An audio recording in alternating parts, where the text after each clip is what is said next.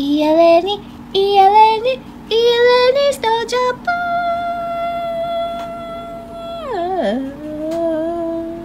Γεια σας, είμαι η Ελένη και σας ευχαριστώ πολύ για την επίσκεψή σας στο κανάλι μου η Ελένη στο Τζαπάν.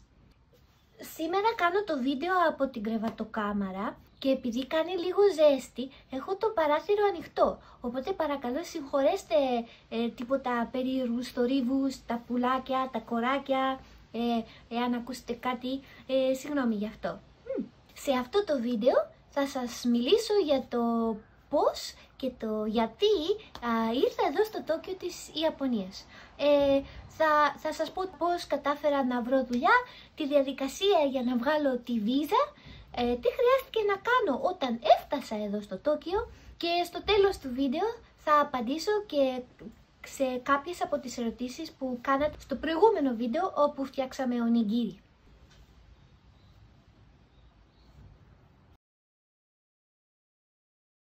Στα 22 μου λοιπόν έφυγα από την Ελλάδα και πήγα στο Λονδίνο θέλοντας να γίνω ηθοποιός. Αλλά συνειδητοποίησα ότι ήμουνα πιο ευτυχισμένη διαβάζοντας βιβλία και βλέποντας ταινίες παρά τρέχοντας σε οντισιόν και ακροάσεις και σε όλα αυτά, το οποίο με έκανε αυτόματα κατάλληλη για να γίνω ηθοποιός. Κατάφερα και μπήκα σε ένα πανεπιστήμιο εκεί στο Λονδίνο και σπούδασα για 4 χρόνια θέατρο και ανθρωπιστικές επιστήμες. Κατά τη διάρκεια λοιπόν των σπουδών μου στο πανεπιστήμιο πέτυχα το τρέιλερ ενός άνιμε που λέγεται Άκυρα. Το άνιμε Άκυρα λοιπόν είναι αυτό που μου τράβηξε την προσοχή και από αυτό το άνιμε συνέχισα να βλέπω άνιμε το ένα πίσω από το άλλο.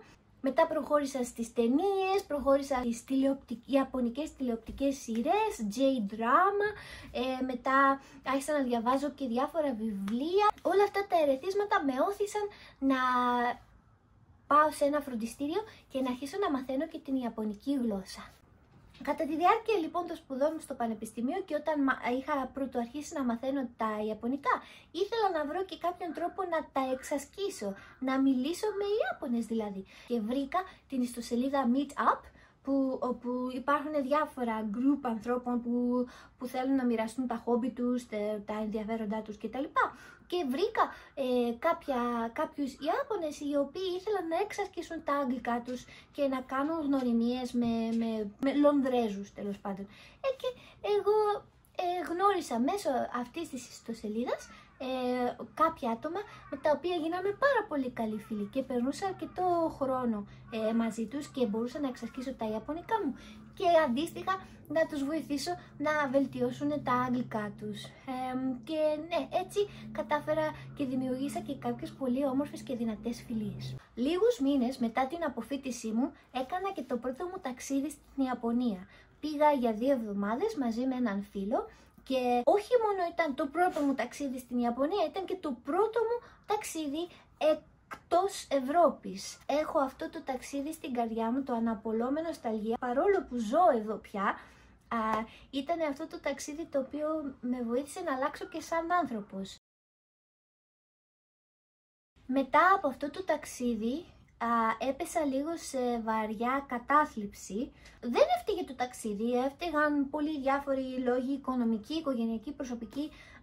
Έπεσα σε βαριά κατάθλιψη και δεν έβγαινα σχεδόν καθόλου από το σπίτι. Πήγαινα μόνο στη δουλειά.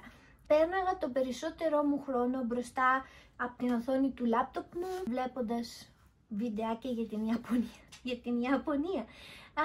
Αλλά κατά τύχη μία από αυτές τις μέρες που δεν ένιωθα πάρα πολύ καλά, είδα το posting, είδα την αγγελία της εταιρείας στην οποία δουλεύω ακόμα και σήμερα, η οποία ζητούσε δασκάλους αγγλικών. Αυτό που μου έδωσε την αυτοπεποίθηση να κάνω αίτηση για δουλειά σε αυτή την εταιρεία είναι το γεγονός ότι ζητούσαν άτομα τα οποία μιλάνε τα αγγλικά σε επίπεδο μητρικής γλώσσας. Γιατί το λέω αυτό? Είναι σπάνιο να βρεις τέτοια εταιρεία εδώ στην Ιαπωνία. Οι περισσότερες εταιρείες, οι περισσότερες σχολές, τα σχολεία προσλαμβάνουν μόνο άτομα τα οποία των οποίων τα αγγλικά είναι η μητρική τους γλώσσα. Θέλω να πω, είτε θα είναι Βρετανοί, οι Αμερικανοί, οι Αυστραλοί και ούτω καθεξής. Δεν προσλαμβάνουν άτομα τα οποία μιλάνε τα αγγλικά ως δεύτερη γλώσσα, όπως είμαι εγώ. Αν και εγώ μιλάω τα αγγλικά πολύ καλύτερα από ότι μιλάω τα ελληνικά, όπως έχετε καταλάβει και από τα βίντεο μου, δεν πίστευα ότι ποτέ υπάρχει περίπτωση να με προσλάβουν ως δασκάλα αγγλικών στην Ιαπωνία. Και το να γίνω δασκάλα δεν ήταν ποτέ στα σχέδιά μου, δεν με ενδιέφερε να διδάξω ποτέ κάτι, αλλά έκατσε αυτό και λέω γιατί όχι, ας το δοκιμάσω. Τουλάχιστον το έβλεπα ως μία διέξοδο από την κατάθλιψη και από την αρνητική κατάσταση την οποία είχα φέρει τη ζωή μου εκείνο τον καιρό. Με συγχωρείτε. Έκανα αίτηση λοιπόν σε αυτή την εταιρεία. Στην αρχή με προσκάλεσαν να πάω σε ένα σεμινάριο το οποίο έκανε αυτή η εταιρεία στο Λονδίνο. Πήγα σε αυτό το σεμινάριο, πέρασα από μία μικρή συνέντευξη και μετά με προσκάλεσαν για 3 ακόμα συνεντεύξεις μέσω Skype. Πέρασα από όλες αυτές τις συνεντεύξεις, έκανα διάφορες προετοιμασίες, με βάλανε να κάνω και παρουσιάσεις, presentations και τα λοιπά. Και μετά έλαβα ένα email το οποίο δήλωνε ότι θέλουν να με προσλάβουν, αλλά πρώτα πρέπει να καταθέσω κάποια χαρτιά για να δουν αν πραγματικά μπορούν να με προσλάβουν. Κάποιες προϋποθέσεις δηλαδή. Ποιες είναι αυτές οι προϋποθέσεις? Πρώτον, να αποδείξω ότι το πτυχίο μου δεν είναι πλαστό. Έπρεπε δηλαδή να πάρω ένα άλλο έγγραφο από το πανεπιστήμιο, το οποίο δήλωνε ότι πραγματικά φοιτήσα σε αυτό το πανεπιστήμιο και ότι το πτυχίο μου δεν είναι πλαστό. Δεύτερον, έπρεπε να ανανεώσω το διαβατήριό μου, δηλαδή να έχω περιθώριο τουλάχιστον 2 χρόνων μέχρι τη λήξη του διαβατηρίου. Χρειαζόμουν 3 συστατικές επιστολές, μία από έναν καθηγητή του πανεπιστημίου μου και 2 από προηγούμενους εργοδότες. Και επίσης, που για μένα αυτό ήταν και η δυσκολότερη προϋπόθεση, ήταν να έχω ένα αλφα χρηματικό ποσό στην τράπεζα. Γιατί το χρειαζόντουσαν αυτό? Γιατί θέλανε να είναι σίγουροι ότι έχω αρκετά χρήματα στην άκρη για να μπορέσω να ανταπεξέλθω τον πρώτο καιρό που θα είμαι στο Τόκιο. Γιατί θα χρειαζόταν να εργαστώ για 1,5 μήνα μέχρι να πάρω τον πρώτο μου μισθό. Οπότε θέλανε να ξέρουν ότι θα μπορούσα να αγοράσω τα εισιτήριά μου για οποιαδήποτε μέσα μαζικής μεταφοράς, ότι θα μπορούσα να πληρώσω την προκαταβολή του σπιτιού, ότι θα μπορούσα να πληρώσω οτιδήποτε λογαριασμούς που ερχόντουσαν και θα μπορούσα να πληρώσω και το κινητό που έπρεπε να βγάλω. Οπότε ναι, αυτό ήταν και για μένα η μεγαλύτερη δυσκολία, αλλά με τη βοήθεια κάποιων φίλων και δουλεύοντας ασταμάτητα κατάφερα και τα έβαλα αυτά χρήματα στην άκρη και δεν υπήρχε πρόβλημα. Αφού λοιπόν μαζί με μια αίτηση που συμπλήρωσα και τα έστειλα όλα αυτά ταχυδρομικώς, τότε μου στείλανε πίσω κάποια άλλα έγγραφα, κάποια άλλα χαρτιά, τα οποία δηλώναν ότι με έχουν προσλάβει και ότι είμαι κατάλληλη για να εργαστώ στην Ιαπωνία. Και αυτά τα χαρτιά τα πήγα στην Ιαπωνική πρεσβεία μαζί με το διαβατήριό μου και έκανα αίτηση για βίζα.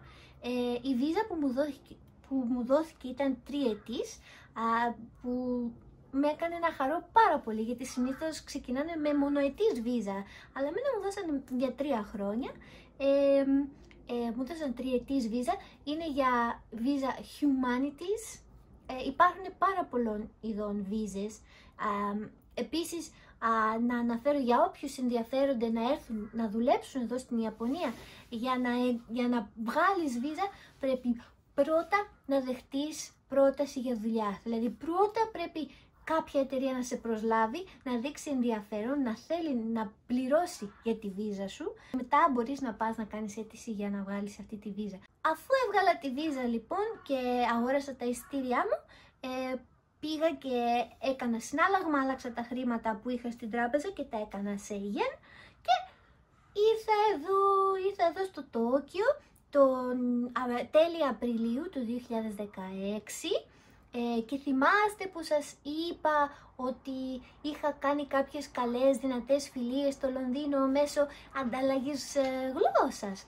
Αυτοί οι φίλοι είναι και που με βοήθησαν πάρα πολύ. Πρώτον, να βρω σπίτι, γιατί, ξέχασα να σας πω, σπίτι έπρεπε να είχα εξασφαλίσει πριν περάσω τα σύνορα, πριν φτάσω δηλαδή στο Τόκιο.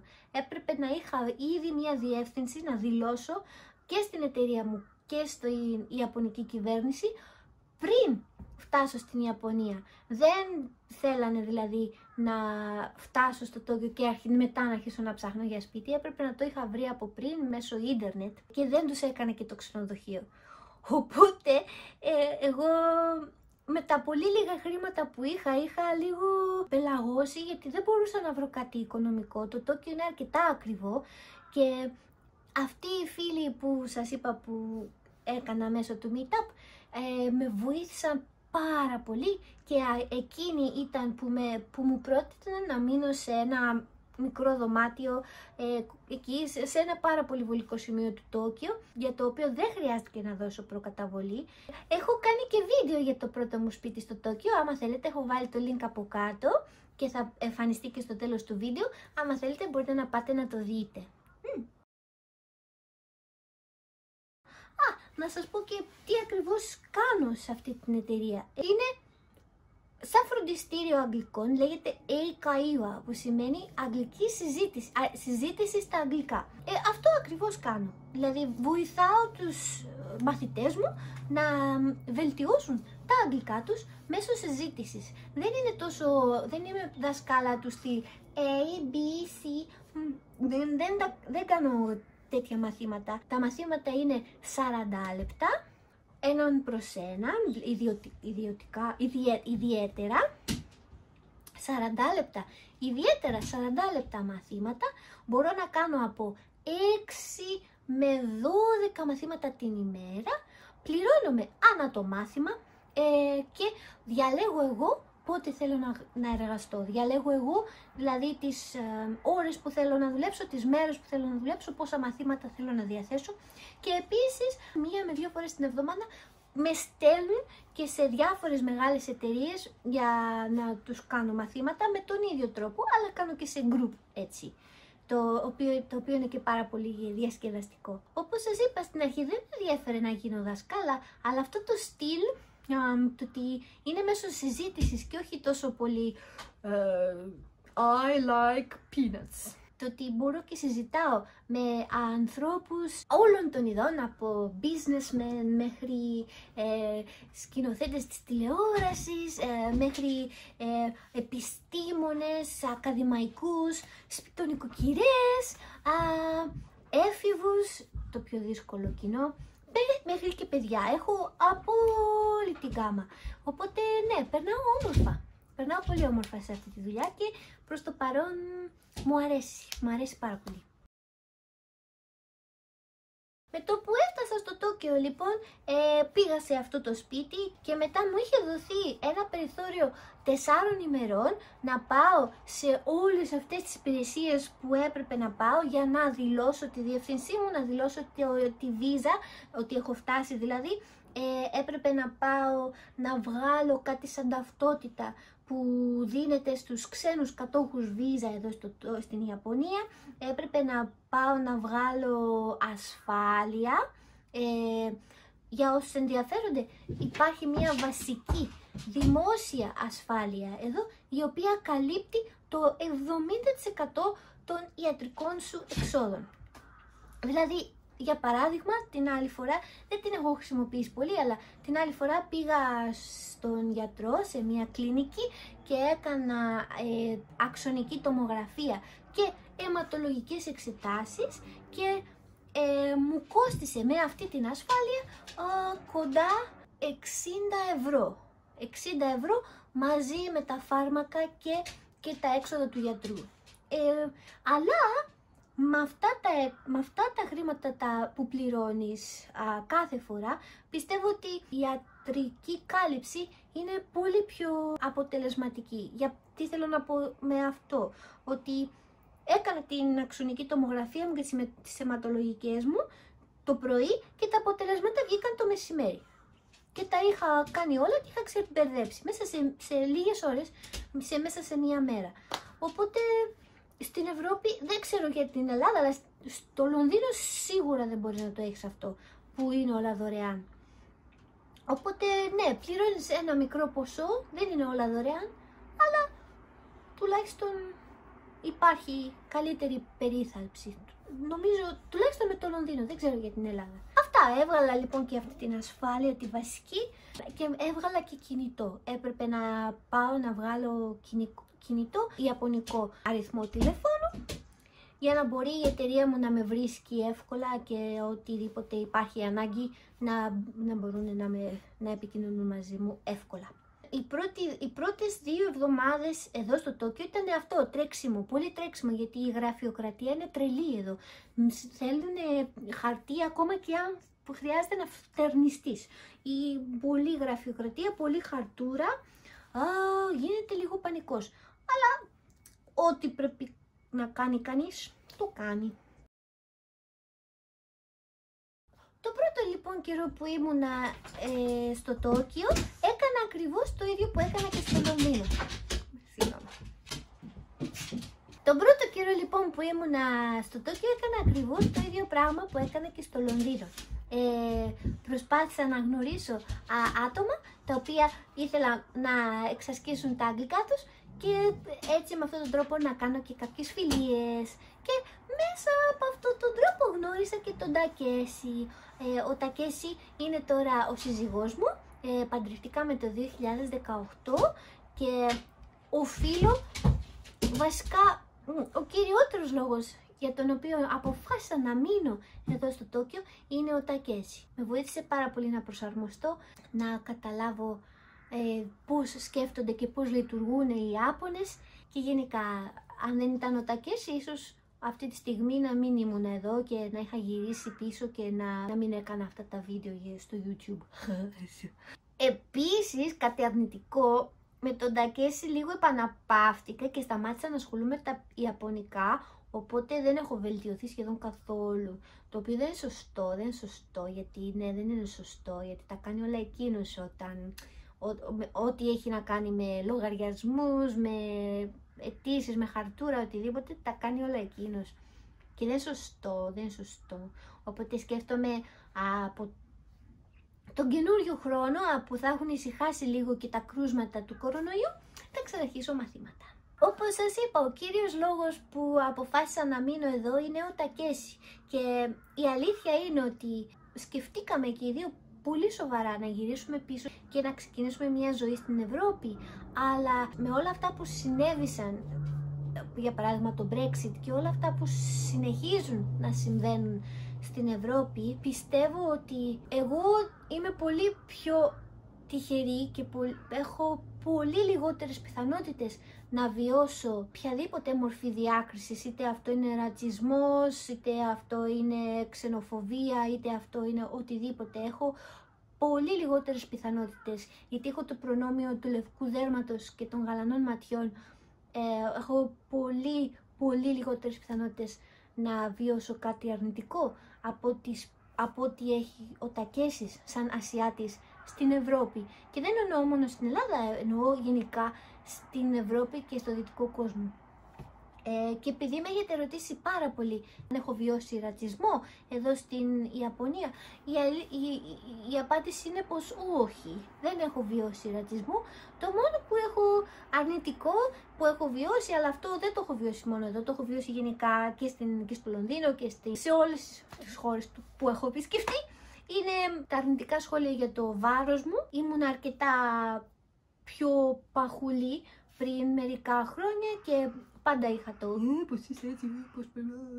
Εδώ στην Ιαπωνία δεν είχα το να με δείχνουν και να λένε πράγματα, αλλά είχα το βλέμμα της έκπληξης. Αυτό. Ναι, και γενικά εδώ στην Ιαπωνία υπάρχει ξενοφοβία, αλλά δεν εκφράζεται με τον ίδιο τρόπο που εκφράζεται στην Ευρώπη. Όχι ότι αυτό είναι θετικό σε καμία περίπτωση, αλλά εγώ προσωπικά δεν το έχω βιώσει. Και θα απαντήσω τώρα λοιπόν στις ερωτήσεις σας. Μισό λεπτό, τις έχω γράψει εδώ.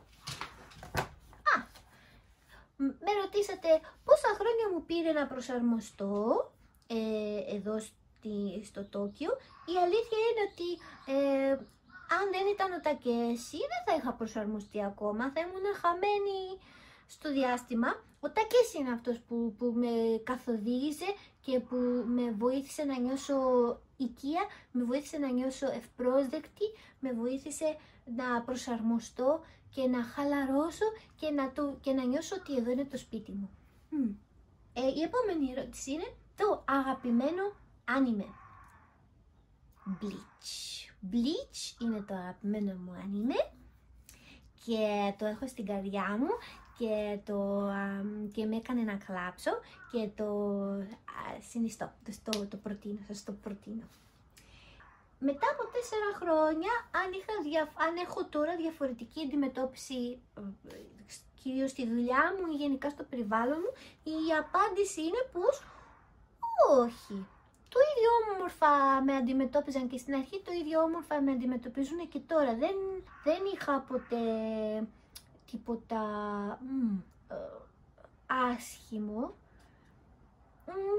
Την ίδια αντιμετώπιση έχω. Ίσως κάτι που μπορεί να έχει αλλάξει στη δουλειά μου είναι το ότι μου συμπεριφέρονται ως πιο έμπειροι μετά από 4 χρόνια. Όπως σας είπα στην αρχή, είναι δύσκολο να μείνεις εδώ για πάνω από 1 χρόνο ή πάνω από 3 χρόνια λόγω βίζας και οι περισσότεροι δάσκαλοι που έρχονται εδώ είναι νέα παιδιά τα οποία έρχονται εδώ απλά για να δουν πώς είναι η ζωή στην Ιαπωνία και έρχονται είτε με φοιτητική βίζα είτε με βίζα για 1 χρόνο, δουλεύουν λιγάκι στην εταιρεία που δουλεύω κι εγώ και μετά γυρίζουν πίσω. Οπότε οι δάσκαλοι που μένουν καιρό είναι λίγοι, οπότε τους αντιμετωπίζουν ως πιο έμπειρους, ζητάνε συμβουλές και τέτοια πράγματα. Αυτό μόνο έχει αλλάξει. Είμαι από αυτούς που έχουν μείνει, που είναι και ωραίο. Επίσης μου ζητήσατε να σας δώσω κάποιες συμβουλές και να σας πω τι θα ήθελα να ξέρω που δεν ήξερα πριν έρθω εδώ. Τίποτα. Θέλω να πω ότι ξέρω υπάρχουν στο YouTube ένα σωρό βίντεο με συμβουλές με το τι να κάνεις στην Ιαπωνία. 10 πράγματα που δεν πρέπει να κάνεις στην Ιαπωνία. Τα πράγματα που υπάρχουν μόνο στην Ιαπωνία. Τα βρίσκω όλα λίγο μπουρδες. Θέλω να πω, έχουν μία αλήθεια σε αυτά τα βίντεο μέσα, αλλά η εμπειρία, το να ζήσεις κάτι, είναι πολύ πιο ωραίο μάθημα. Είχα δει ένα σωρό από αυτά τα βίντεο πριν έρθω στο Τόκιο, αλλά τίποτα από όλα αυτά που είχα μάθει δεν ισχύουν. Τα έζησα πολύ διαφορετικά και στην αρχή ήρθα και αρκετά τρομαγμένη. Ξέρετε ότι οι Ιάπωνες δουλεύουν πολύ, είναι όλοι σαν ρομπότ, δεν εκφράζουν συναισθήματα και φοβούνται τους ξένους και έχουν πολλά στερεότυπα. Δεν πρέπει να τα αφήσεις να ορίσουν, να σχηματίσουν τις εμπειρίες σου εδώ. Να μην φοβηθείτε, οι συμβουλές μου είναι να μην φοβηθείτε να κάνετε φίλους. Δεν ξέρω στην Ελλάδα πώς είναι οι Ιάπωνες και πώς οι Ιάπωνες ζουν στην Αθήνα ή σε άλλες μεγάλες πόλεις. Αλλά ναι, γνωρίστε άτομα, κάντε δυνατές φιλίες. Το να έχεις έναν Ιάπωνα φίλο σαν σύμμαχο, ειδικά για αυτούς που θέλουν να ζήσουν εδώ, είναι το πιο σημαντικό πιστεύω. Αυτό, το να έχεις φίλους και σύμμαχους εδώ, επίσης τα Ιαπωνικά, να ξέρεις τη γλώσσα, τουλάχιστον να μπορέσεις να συνεννοηθείς. Ιαπωνικά και φίλοι λοιπόν.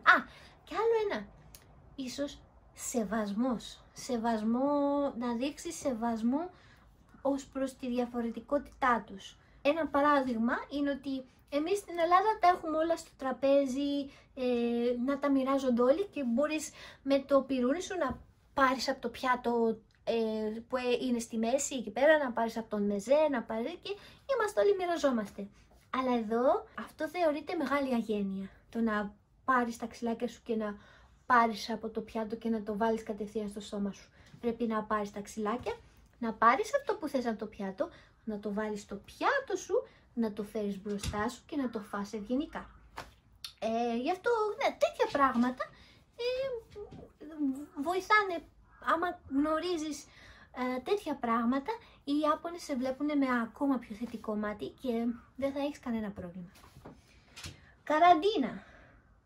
Καραντίνα δεν είχαμε ποτέ. Είχαμε την κατάσταση εκτάκτου ανάγκης, όπως λέει και το τραγούδι, όπου μας ζητήθηκε από την κυβέρνηση να μην βγαίνουμε έξω, αλλά τα μαγαζιά ήταν ανοιχτά. Τουλάχιστον έξω από το Τόκιο. Στο κέντρο του Τόκιο ήταν όλα κλειστά, αλλά εδώ τα εστιατόρια, οι φούρνοι ήταν ανοιχτά, απλά για λιγότερες ώρες. Το μόνο που πιστεύω ότι διαφέρει πολύ από την Ευρώπη είναι η μάσκα. Όλοι φοράνε μάσκες και φοράνε και φορούσανε μάσκες και πριν τον κορονοϊό. Δεν το θεωρούν ως κάτι περιοριστικό. Και το ξέρω ότι παίρνει καιρό να το συνηθίσεις, αλλά όλα είναι θέμα συνήθειας. Δημόσιο ή ιδιωτικό. Η εκπαίδευση και η υγεία, αν είναι δημόσια ή ιδιωτική, είναι δημόσια, αλλά πάλι πρέπει να πληρώσεις. Ο φόρος κατανάλωσης είναι λίγο χαμηλότερος από την Ευρώπη, αλλά για να πας στο γιατρό, όπως σας είπα, για την ασφαλειά μου πρέπει να πληρώσεις το 30% των εξόδων, και για το σχολείο όλοι πληρώνουν ένα αλφα ποσό. Αλλά ας πούμε και έχεις στο σχολείο πληρώνεις ένα αλφα ποσό, αλλά τα παιδιά έχουν το γεύμα τους κανονικά, όχι στυλ κηλικείο, πατατάκια και τυρόπιτες. Κανονικό γεύμα με το ριζάκι τους, τα λαχανικά τους, το γαλατάκι τους, και μάλιστα μαγειρεύουν και να το μαγειρεύουν και μόνα τους. Αυτές ήταν οι ερωτήσεις σας. Αν έχετε και άλλες ερωτήσεις, αφήστε το σχόλιο σας από κάτω. Στο επόμενο βίντεο πήγαμε βόλτα σε συνοικίες εδώ στο Τόκιο και κάναμε βίντεο σε ένα σπίτι που χτίστηκε στα μέσα του 16ου αιώνα. Είναι από αυτά τα παλιά με τις οροφές μπαμπού. Είναι πάρα πολύ ενδιαφέρον, οπότε μείνετε συντονισμένοι. Εάν σας άρεσε αυτό το βίντεο, παρακαλώ κάντε like, κάντε εγγραφή στο κανάλι μου και μοιραστείτε το. Εάν ξέρετε άτομα που τους ενδιαφέρει η Ιαπωνία και αγαπάνε την Ιαπωνία, μοιραστείτε το και στείλτε μου και τις συμβουλές σας. Είμαι ακόμα καινούρια και μαθαίνω πώς να τα κάνω όλα αυτά και δεν ξέρω αν είναι ενδιαφέρον ή όχι. Αυτά λοιπόν.